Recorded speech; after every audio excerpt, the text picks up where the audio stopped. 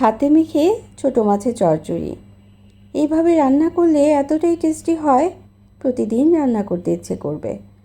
আসসালামু আলাইকুম, আমন্ত্রণ জানাচ্ছি আজকে এপিসোডটি দেখার জন্য। আশা করছি কাছে দূরে সবাই অনেক বেশি ভালো আছেন।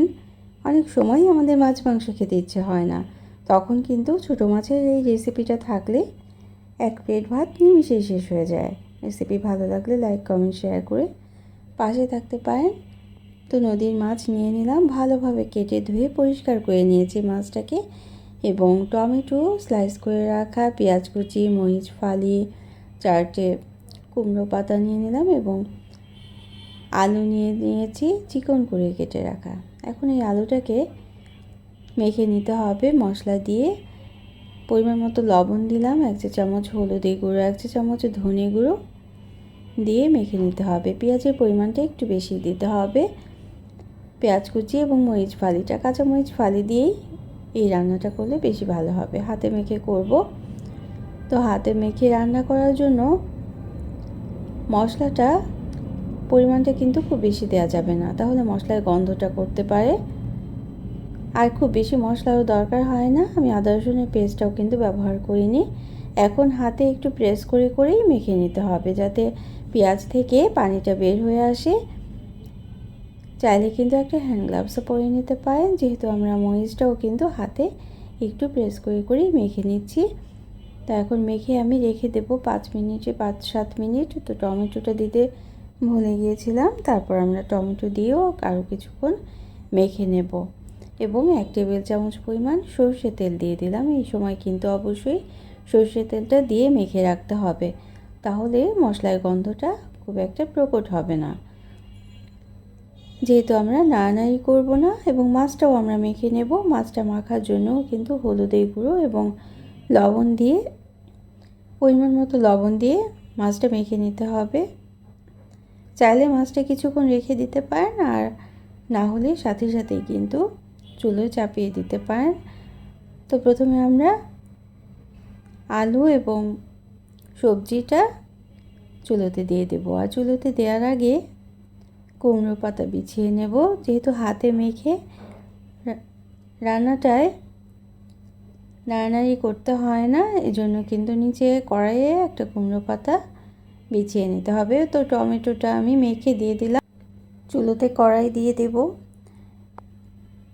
কড়াইয়ে প্রথমে আধা চা চামচ পরিমাণ সরষের তেল দিয়ে দিলাম এবং তারপর 2টো পাতা প্রথমে দিয়ে দেব। এই পাতা দুটো দেওয়াতে কি হবে, নিচে লেগে যাবে না, যেহেতু আমরা কোনো নাড়ব না, নাড়া ছাড়াই রান্নাটা এক পাকে রান্নাটা করে নেব। 2টো কুমড়ো পাতার উপরে আমি সবজিটা প্রথমে বিছিয়ে দেব। তো একবার কিন্তু এভাবে করে রান্না করে দেখতে পারেন, এটা খেতে কিন্তু একেবারে অন্যরকম একটা স্বাদ হয়। তো সবজিটা বিছিয়ে দেওয়ার পর তারপর উপর দিয়ে মাছ দিয়ে দেব এবং যে প্লেটে আমরা মশলা মাখিয়ে তরকারিটা বা সবজিটা মাখিয়ে নিয়েছি, সেই প্লেটটা ধুয়ে আধা কাপের মতো পানি দিয়ে দেব। আধা কাপ পানি দিয়ে চুলোর আঁচটা একেবারে লো মিডিয়াম আঁচেই রেখে দিতে হবে। তো এই সবজি থেকে আরও কিছুটা পানি বের হবে, সেই পানিতেই কিন্তু রান্নাটা করে নেব।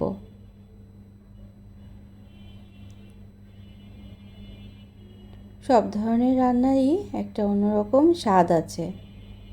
এই রান্নাটাই যদি নেড়ে বা মশলা কষিয়ে রান্নাটা করি, সেটাও কিন্তু অন্যরকম স্বাদ হয়, আর এভাবে করলে সেটার স্বাদটাও কিন্তু একটু অন্যরকম হয়। তো উপরেও 2টো কুমড়ো পাতা দিয়ে ঢেকে রেখেছিলাম 10 মিনিট। একেবারে লো মিডিয়াম আঁচে ঢেকে রাখার পর পানি উঠেছে, আরও কিছুটা পানি উঠেছে।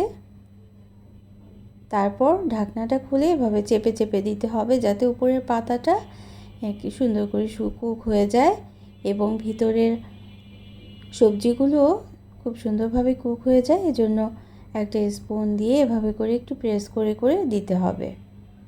মাছটাও যাতে খুব সুন্দরভাবে রান্না হয়ে যায়, এজন্যই কিন্তু এভাবে করে দিতে হবে। তারপর আবারও ঢাকনা দিয়ে ঢেকে রাখতে হবে। তো এভাবে প্রায় 20 মিনিট সময় আমি ঢাকনা দিয়ে লো মিডিয়াম আঁচে ঢেকে রেখেছিলাম। থেকে 3বার ঢাকনা খুলে চেপে চেপে দিয়েছিলাম এবং যখন মনে হয়েছে পানিটা কিছুটা কমে আসছে তখন এই স্পুনটা দিয়েই আমি নিচের দিক থেকে একটু ছাড়িয়ে দিয়েছি। অবশ্যই কিন্তু খেয়াল রাখতে হবে নিচে যেন পুড়ে না যায় বা লেগে না যায়। যখন পানিটা কমে আসবে আমি একটা আলু প্রেস করে দেখলাম আলুটা কিন্তু ভালোই সিদ্ধ হয়ে গিয়েছে। রান্নাটা প্রায় শেষের দিকে। এই পর্যায়ে এসে অবশ্যই কিন্তু খেয়াল করতে হবে নিচে যেন পুড়ে না যায় বা লেগে না যায়, তাহলে কিন্তু এটা স্বাদ ভালোই লাগবে না। তো পানিটা আরও অনেকটাই কমে এসেছে। তারপর এভাবে করে আমি কয়েকবার করে স্পুন দিয়ে নিচের দিকটা দেখে নিয়েছিলাম যে নিচে লেগে গিয়েছে কিনা। এই কাজটা অবশ্যই করে নিতে হবে। তো এই পর্যন্ত যারা দেখলেন একটা লাইক দিতে ভুলে গিয়েছেন, অবশ্যই একটা লাইক দিয়ে দিতে পারেন, প্রয়োজনে কমেন্ট করতে পারেন এবং শেয়ার করতে পারেন ফ্রেন্ডস অ্যান্ড ফ্যামিলির সাথে। আর যারা প্রথম ভিজিট করছেন তারা চাইলে চ্যানেলটিকে সাবস্ক্রাইব করে বেল বাটনটাকে একটা প্রেস করে রাখতে পারেন, তাহলে নোটিফিকেশন পেয়ে পরবর্তী রেসিপিগুলো দেখে নিতে পারবেন। সম্পূর্ণ পানিটা শুকিয়ে নেওয়ার পর আমি একটা প্লেটে এভাবে করে পরিবেশন করে নিয়েছি। উপর থেকে পাতাটা সরিয়ে দেখিয়ে দিলাম। রান্নাটা খুব সুন্দরভাবে হয়ে গিয়েছে এবং সুন্দর একটা ঘ্রাণ কিন্তু ছড়িয়ে পড়েছে। তো কারা এভাবে করে ছোটো মাছের চচ্চড়ি খেতে পছন্দ করেন সেটাও কিন্তু কমেন্ট করে জানাতে পারেন। এরকম যারা কমেন্ট করছেন তাদের জন্য রইল অনেক অনেক ভালোবাসা, অনেক অনেক দোয়া আর শুভকামনা। অন্য কোনো দিনে অন্য কোনো রেসিপি নিয়ে আসবো। আর ফেসবুক থেকে দেখলে অবশ্যই কিন্তু পেজটাকে ফলো করে রাখতে পারেন। তো সবাই অনেক বেশি ভালো থাকবেন, আমরা সবাই সবার জন্য দোয়া করব। Thanks for watching. Allah Hafiz.